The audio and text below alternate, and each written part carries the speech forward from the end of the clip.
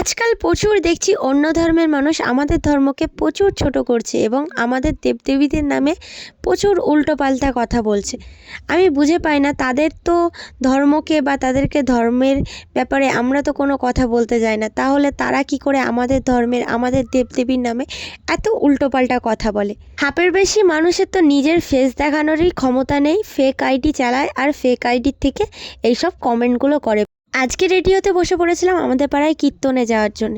তো প্রথমেই দেখতে পেলে আমি স্কিন কেয়ারটা করে নিলাম, তারপরে প্রাইমার, ফাউন্ডেশন, কনসিলার ইউজ করে নিচ্ছি। তারপরে হালকা করে একটা বানানা পাউডার দিয়ে মেকআপটাকে সেট করে নেওয়ার পরে আমি এখানে আই মেকআপ করে নিচ্ছি। এখানে আমি হালকা করে একটা রেডিশ শেড নিয়ে আই মেকআপটা করেছিলাম। তারপরে একটু মোটা করে আইলাইনার পরে নিচ্ছি উইং করে।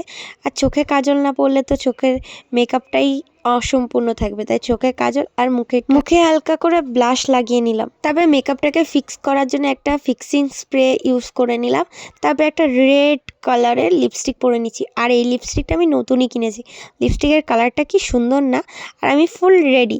তো এখন আমি রেডি শেডি হয়ে চলে এসেছি, কারণ ফাইনাল ভিডিওটা নেওয়ার টাইম ছিল না, তাই আর নিতে পারিনি। তো এটা হচ্ছে আমার ফাইনাল লুক। কেমন লাগছে বলে যে ওটা